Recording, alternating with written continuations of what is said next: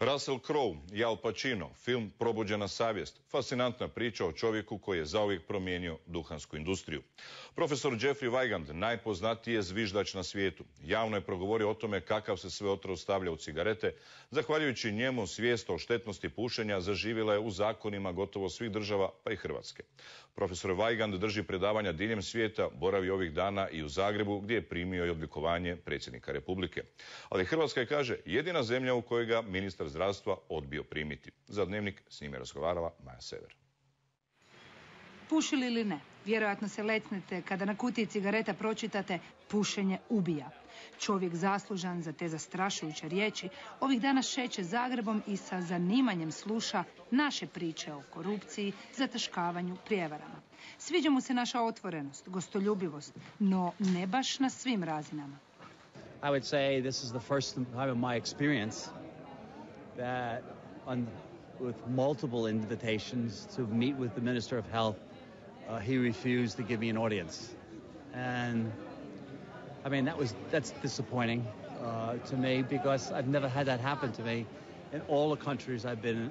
Dr. Wigand nije šutljivi znanstvenik kakvim ga je prikazao Russell Crowe u hollywoodskom filmu Probuđena savjest, nego pričljiv, duhovit gospodin koji se glasno smije i raspituje o imenima vaše djece, ali isto tako u trenu promijeni izraz lica i prijekorno pogleda kolegu koji je zapalio cigaretu. You can look at my history, particularly I consider the tobacco industry my enemy.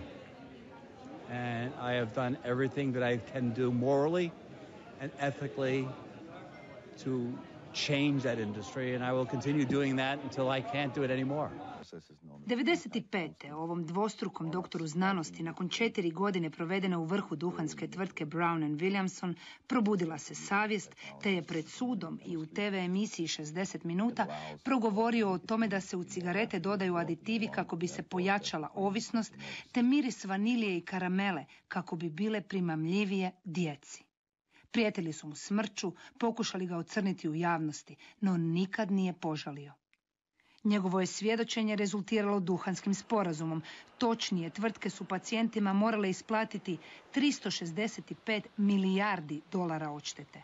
Pušenje je zabranjeno u svim zatvorenim prostorima, kao i reklamiranje cigareta.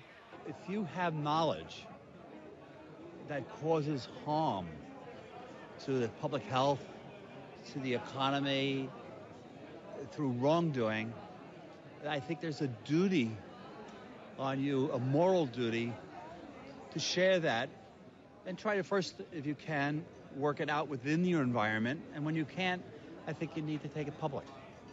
Na 4. Zagrebi festivalu okupili su se ljudi koji su u Hrvatskoj imali hrabrosti to učiniti. Lepej, Balenović, Matijević, Sladoljev. U jednom su trenutku odlučili da je njihova savjest važnija od pravila, radnog mjesta i sigurnosti. Ljudi, probudite se i dignite konačno svoj glas i izborite se za bolje sutra sebe i svoje djece. Primjer doktora Wiganda dokaz je da jedan čovjek i jedna odluka da će govoriti istinu mogu promijeniti svijet.